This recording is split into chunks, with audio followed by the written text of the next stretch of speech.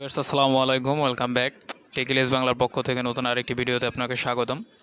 তো দর্শক, আজকে আমি আপনাদের সাথে যে ভিডিওটি নিয়ে আলোচনা করব, আপনারা অবশ্যই আমার টাইটেল এবং থাম্বনেল দেখে বুঝে গেছেন যে আমি আপনাদের সাথে কী নিয়ে আলোচনা করব।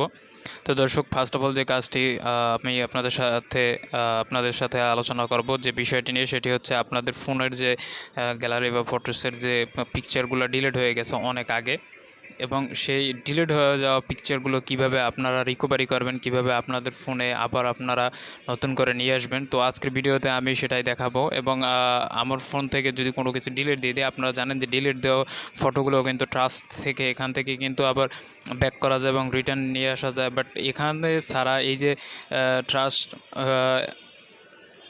ট্রাস্ট এবং রিমুভের যে জায়গাটা রয়েছে, যেখানে ডিলেট অপশনটি রয়েছে, সেই এই ইন্টারফেস ছাড়াটা কিন্তু আপনারা আপনাদের ইম্পর্ট্যান্ট যে ছবিগুলো রয়েছে, যেগুলো ভিডিও, গান সহ ছবি এবং বিভিন্ন ডকুমেন্টস রয়েছে, সব ডকুমেন্টস কিন্তু অনেক আগে ডিলিট হয়ে যাওয়া আপনি কিন্তু সেখান থেকে ব্যাক পাবেন।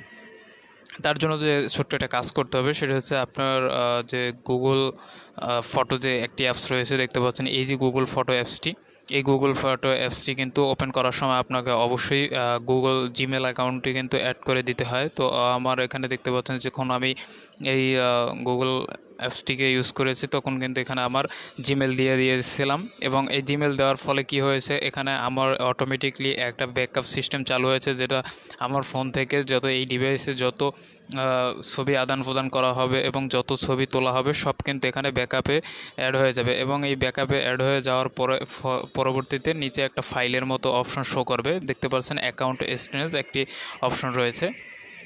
এই যে অ্যাকাউন্ট স্টোরেজে একটি অপশন রয়েছে, এখানে কিন্তু আপনারা আপনাদের সকল ছবিগুলো এখানে পেয়ে যাবেন, এবং এখানে কিন্তু অনায়াসই অ্যাড হতে থাকবে। আপনার ফোন মেমোরি যে 32 GB রয়েছে, সেখানে কিন্তু পুরো জায়গাটা জুড়েই কিন্তু আপনার এই সমস্ত ছবি, তারপরে ভিডিও, গান রাখার জন্য, এবং অনলাইনে যে আপনি যেসব গেমস খেলেন, সেই সকল কিছু প্রসেসিং করার জন্য কিন্তু আপনার ফোনে অলরেডি 32 GB, 64 GB, কখনও এর থেকে বেশি কিন্তু আপনাকে মেমোরি জায়গা দিয়ে দেওয়া হয়।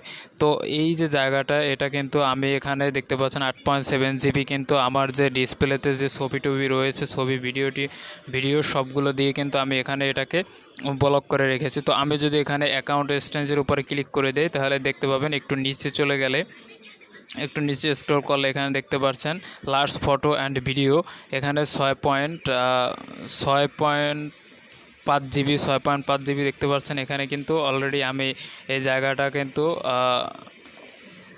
বুক করে রাখা হয়েছে এখানে ফটো এবং ছবির মাধ্যমে। নিচে রয়েছে কিন্তু অ্যাপস দেখতে পাচ্ছেন, এটা কিন্তু অ্যাপসের জন্য 585 MB।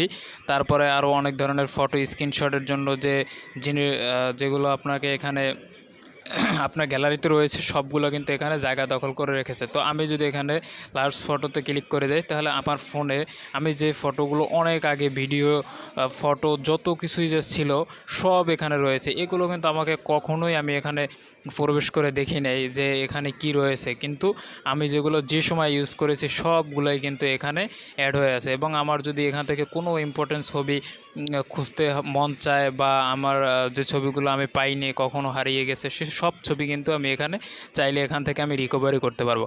এবং আপনারা যারা এখনই গুগল অ্যাকাউন্টটিকে এখানে আপনাদের জিমেল দিয়ে সেট আপ করেননি, তারা এখন সেট আপ করে নিতে পারেন, এবং খুব ইজিলিভাবে এখানে আপনাদের এই লোগোতে ক্লিক করে দেওয়ার পরে এখান থেকে আপনার জিমেলটা অ্যাড করে দিয়ে আপনারা এখান থেকে ব্যাকআপে ক্লিক করে দিবেন। আপনার ফোনে যখন যা কিছু আপনি আদান প্রদান করবেন, সব কিন্তু আপনি এখানে গুগলে পেয়ে যাবেন, এবং এই গুগলে কিন্তু এটা এখানে সব কিছু অ্যাড হয়ে থাকে। তো দর্শক, আপনাদের ফোনে যদি অবশ্যই গুগল ক্রোম ব্রাউজারটি থেকে থাকে, এবং তাহলে সেখান থেকে কিন্তু আপনার এই ফটোটি নিয়ে নেবেন। ফটোটি নিয়ে নেওয়ার পরে তারপরে ফটো অপশনটিকে ইনস্টল করে অ্যাপসটিকে, তারপরে সেখানে আপনারা ব্যাকআপে ক্লিক করে দিয়ে এখানে সকল ছবিগুলো কিন্তু আপনারা ব্যাকআপ করে নেবেন। এবং যদি আপনাদের নতুন কোনো গুগল অ্যাকাউন্ট ক্রিয়েট করতে চান, তাহলে সেটা আপনারা এখান থেকে করে নেবেন। ধন্যবাদ।